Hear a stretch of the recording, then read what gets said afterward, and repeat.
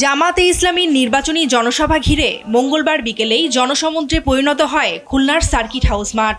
দলে দলে আসা নেতাকর্মী ও সমর্থকদের স্লোগানে মুখর হয়ে ওঠে পুরো ময়দান, ছড়িয়ে পড়ে আশপাশের এলাকা জুড়ে।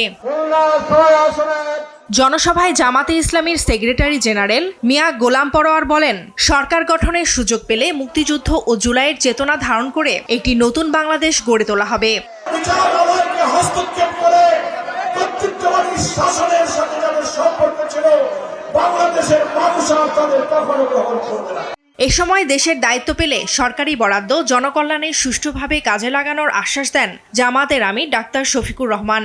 পাশাপাশি ধর্মবর্ণ নির্বিশেষে যোগ্যতার ভিত্তিতে ঘুষ ছাড়াই চাকরির সুযোগ নিশ্চিতের প্রতিশ্রুতিও দেন তিনি। আমরা কর্মক্ষেত্রে মামা খালুর কোনো হিসাব নিকাশ নেব না, ওই টেলিফোন আমাদের কাছে অচল। পরে সন্ধ্যায় বাগেরহাট খানজাহান আলী মাজার মাঠে নির্বাচনী জনসভায় হাজির হন জামাত আমির ডাক্তার শফিকুর রহমান। এ সময় এ দেশ জাতিকে বদলাতে 5 বছরই যথেষ্ট বলে মন্তব্য করেন জামাত আমির। ভোট ছিনিয়ে নিতে চাইলে প্রতিহত করারও আহ্বান জানান তিনি। আমরা এটা দেখব না কোন মন্ত্রী মহোদয় আর প্রেসিডেন্ট সাহেবের বাড়ি কোথায়, আমরা দেখব কোন এলাকার পাওনা সরকারের কাছে সবচেয়ে বেশি। এই দেশকে জাতিকে পাল্টানোর জন্য 5টা বছর যথেষ্ট। এর আগে দুপুরে সাতক্ষীরা সরকারি বালক উচ্চ বিদ্যালয় মাঠের জনসভায় জামাত আমির বলেন, অতীতের নির্যাতনের জন্য কারো উপর প্রতিশোধ নেওয়ার রাজনীতি করবে না জামাতে ইসলামী।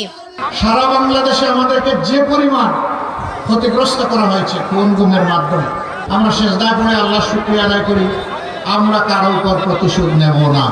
প্রতিবেশী দেশ প্রসঙ্গে তিনি বলেন, সবাইকে বন্ধু হিসেবে দেখতে চায় জামাত, তবে কাউকে প্রভু মেনে নেবে না। আমরা আমাদের প্রতিবেশীদেরকে বন্ধু এবং প্রতিবেশী হিসাবে দেখতে চাই, কিন্তু আমরা তাদের কাছ থেকেও উত্তম আচরণ চাই।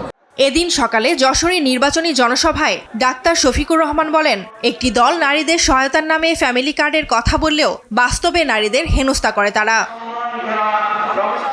ফারজানা আফরোজ টুম্পা, নিউজ ডেস্ক, দেশ টিভি।